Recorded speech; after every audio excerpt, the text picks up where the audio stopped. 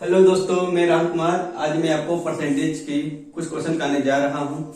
ये मेरी परसेंटेज की दूसरी क्लास है। इससे पहले अगर आपने मेरी वो बेसिक क्लास नहीं देखी है तो कृपया कर पहले वो बेसिक क्लास देख लीजिए। परसेंटेज के जो सवाल है अक्सर बैंक, एसएससी, रेलवे में पूछे जाते हैं। आज हम परसेंटेज के जो सवाल जो करेंगे वो कमी वृद्धि वाले सवाल करेंगे। तो चलिए अब हम आते हैं क्वेश्चन के ऊपर। जब ए की आय बी की आय से 10% अधिक हो तो बी की आय ए की आय से ए से कितना प्रतिशत कम है। तो चलिए पहले हम इसका बेसिक सीखते हैं। जैसे मान लीजिए ए और बी 2% है। बोला गया है जब ए की आय बी से 10% अधिक हो, यानी बी हो गए 100 तो ये है 10% अधिक यानी 110। ठीक, अब बोला गया है कि बी की आय ए से कितना प्रतिशत कम है। तो बी जो है ए से 10 कम है। किससे पूछा गया? ए से। ए की वैल्यू कितनी है? 110 इंटू 100%। ठीक, चलिए 0 से 0 कट गए, आपको मिला 100 डिवाइडेड बाई 11%। जब इसको आप तोड़ेंगे 9 से 1 बटे का 11। ठीक, चलिए इसके एक और तरीके क्या हो सकते हैं। पहले आपको ये देखना है कि प्रतिशत कम है या अधिक है, यानी वो घट रहा है या बढ़ रहा है। जैसे आप यहां देख रहे हैं 10% बढ़ रहा है। ठीक, 10% बढ़ रहा है तो 10, जितना बढ़ रहा है उसे 100 में प्लस कर दीजिए इंटू 100%। 10 divided by 110 into 100। 0 से 0 कट गए, आपको जो मिला 100 डिवाइडेड बाई 11%। इसको जब आप तोड़ेंगे 9 सही 1 divided by 11%। I hope so दोस्तों आपको ये क्वेश्चन समझ में आ गए होंगे। चलिए दोस्तों अब हम आते हैं क्वेश्चन नंबर 2 के ऊपर। जब ए की आय बी की आय से 20% कम हो तो बी की आय ए से कितना प्रतिशत अधिक है। देखिए आपको ऐसे करेंगे कि आपको एक अधिक दिया रहेगा तो कम पूछेंगे, अगर कम दिया होगा तो अधिक पूछेंगे। तो चलिए पहले इसका हम बेसिक सीखते हैं, उसके बाद फिर इसका शॉर्ट ट्रिक बताते हैं। चलिए ए और बी, ए की आय बी से 20% कम है तो बी हो गया 100, ए जो होगा 20% कम यानी हो गया 80। ठीक, अब बोला गया है कि बी की आय ए से कितना प्रतिशत अधिक है। तो देखिए बी जो है ए से 20 अधिक है। किसके रिस्पेक्ट में पूछा गया है? तो बी की आय से ए कितना है? 80 डिवाइडेड बाई 80 इंटू 100%। ठीक, 0 से 0 कैंसिल हो गए, 2 1 जा 2, 2 4 जा 8, 4 1 जा 4, 25, 4 जा 100, यानी आपको जो मिला 25%। ठीक, चलिए इसका एक और ट्रिक बनाते हैं। चलिए आपको देखना है कमी या वृद्धि। तो आपका 20% का कमी हो रही है, 20 जितनी कमी हो रही है उसे 100 से माइनस कर दीजिए।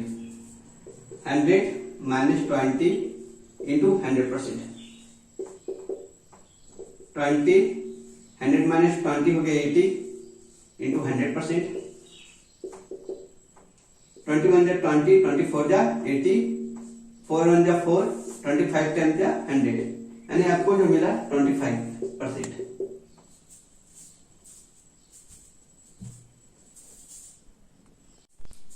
फिर दोस्तों हम आते हैं क्वेश्चन नंबर 3 के ऊपर।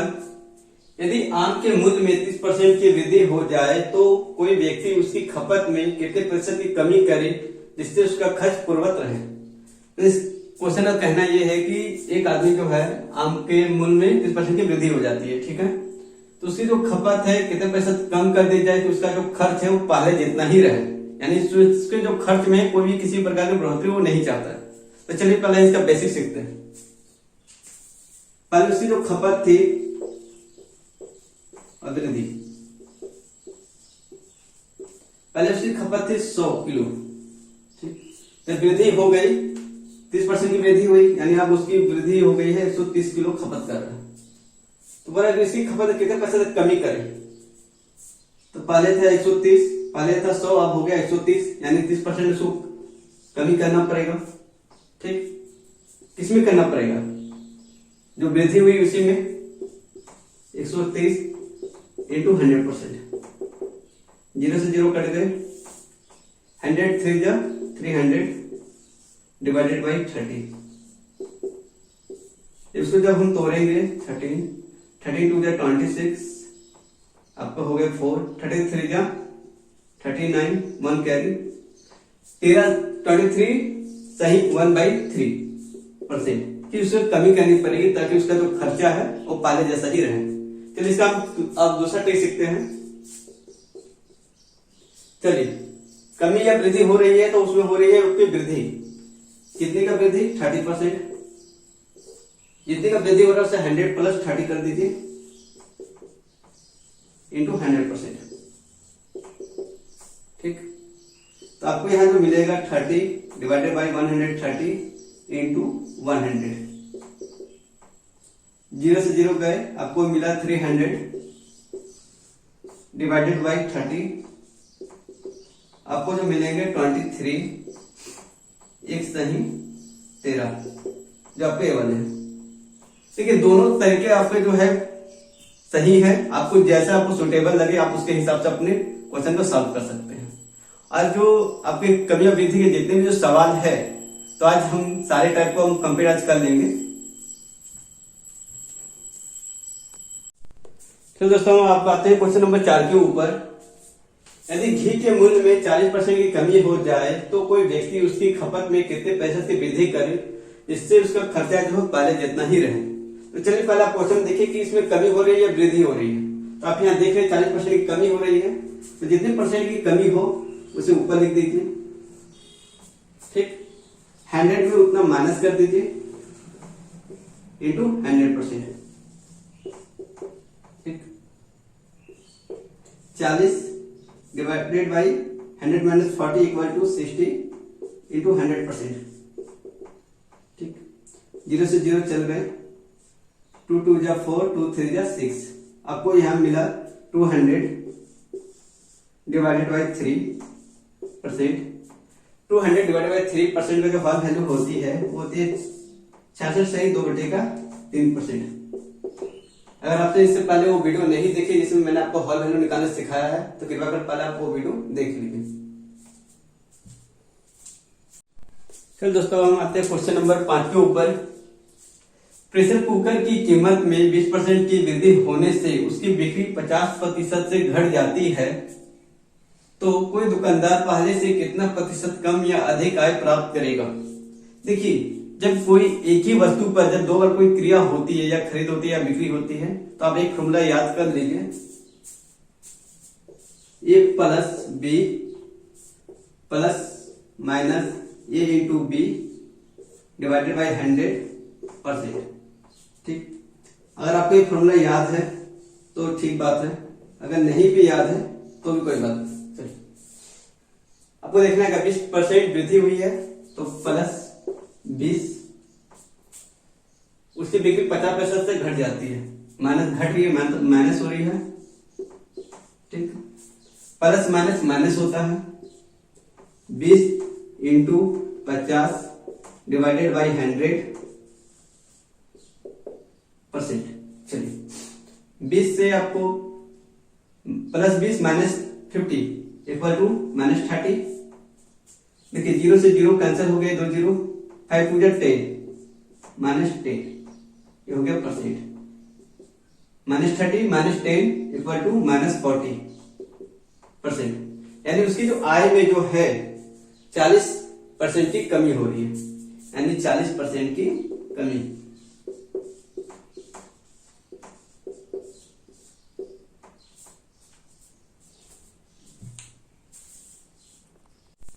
चलो दोस्तों अब हम आते हैं क्वेश्चन नंबर 6 के ऊपर। दीवार घड़ी की कीमत में 25% की कमी होने से उसकी बिक्री 40% से बढ़ जाती है, तो कोई दुकानदार पहले से कितना प्रतिशत कम या अधिक आय प्राप्त करेगा, ये बात पूछा गया है। तो मैंने इससे पहले आपको बता दिए हैं कि एक ही वस्तु पर जब 2 क्रिया होती है तो आपको A plus B plus minus A into B into divided by 100% आप फॉर्मूला यूज कर सकते हैं। तो चलिए 25% की कमी हुई है यानी -25, उसकी डिग्री 40% बढ़ गई है यानी प्लस का 40, प्लस माइनस माइनस होता है 40 into 25 divided by 100%। 25 minus 40 equal to 50।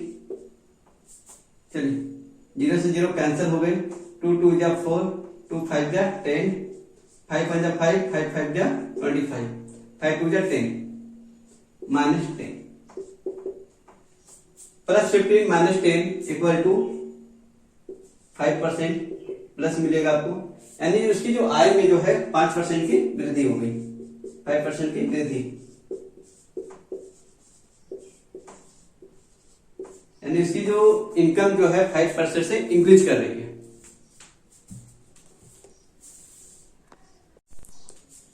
तो दोस्तों हम आप आते हैं क्वेश्चन नंबर 7 के ऊपर। किसी आयत की लंबाई तथा चौड़ाई में क्रमशः 20% तथा 25% की वृद्धि की जाती है, उसके क्षेत्रफल में कितने प्रतिशत की वृद्धि होगी, ये बात पूछा गया है।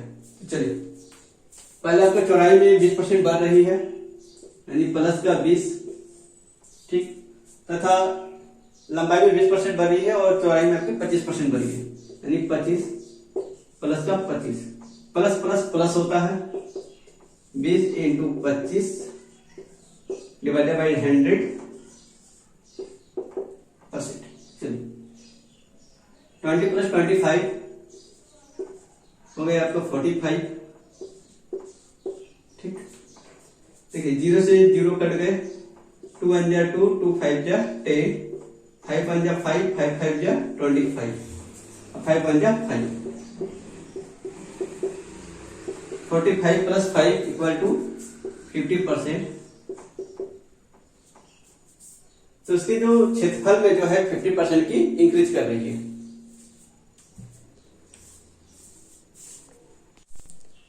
तो दोस्तों हम आते हैं क्वेश्चन नंबर 8 के ऊपर। किसी आयत की लंबाई को 30% से घटा दिया जाता है तथा चौड़ाई में 10% वृद्धि होती है, तो उसके क्षेत्रफल में कितने प्रतिशत की वृद्धि या कमी होगी, ये बात पूछा गया है। चलिए देखिए एक ही आयत है, उसी में लंबाई तो चौड़ाई में वृद्धि हो रही है एक ही वस्तु पे या एक ही चीज पे होती है, तो आपको a plus B plus minus A into B divided by 100% का वो फॉर्मूला लगा सकते हैं। तो चलिए 30% घटाया गया यानी माइनस का 30, 10% जो बढ़ा प्लस का 10, प्लस माइनस माइनस होती है 30 into 10 divided by 100%, -30 plus 10 equal to -20, 0 से 0 कैंसिल हो गए, 3 1 जा 3, -3%, -20 -3 इक्वल टू -23%, यानी उसके जो आपके क्षेत्रफल में जो है -23% की कमी हो जाएगी।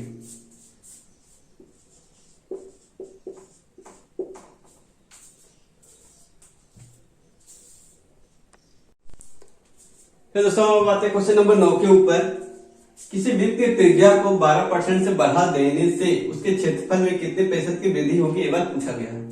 चलिए वृत्त की पहले क्षेत्रफल बोलिए, जो वृत्त है सर्कल की जो क्षेत्रफल जो होती है एरिया, वो होती है पाई आर स्क्वायर, ठीक, यानी आर जो है 2 बार है, ठीक है।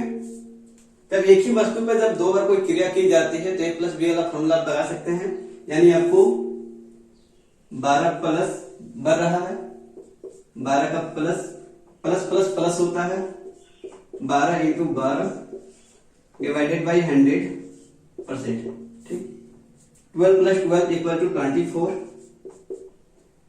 12 इंटू 12 होते हैं 144 डिवाइडेड बाई 100%, 24 प्लस, जब इसका 2 0 है 2 अंक के बाद आप पॉइंट बैठा दीजिए 1.44%, 24 प्लस 1.44% इक्वल टू 25.44%, ठीक। इसका एक और तरीका क्या हो सकता है, 2 इंटू 12 यानी आज 2 बार होती है, प्लस आर का स्क्वायर डिवाइडेड बाई 100%। ठीक, 12 टू जब 24 प्लस 12 के जो स्क्वायर के होते हैं 144 होते हैं, divided by 100%। 24 plus 2 digit zero है, 2 डिजिट के बाद पॉइंट बैठा दीजिए 1.44। 24 प्लस 1.44% इक्वल टू 25.44%। तो आई होप सो दोस्तों आपको जितनी जो कमी और वृद्धि वाले जितने भी सवाल है आपको शायद समझ में आ गए होंगे। इस वीडियो को देखने के बाद मुझे नहीं लगता कि आपको एक भी सवाल जो है कमी वृद्धि वाले कोई गलत होंगे।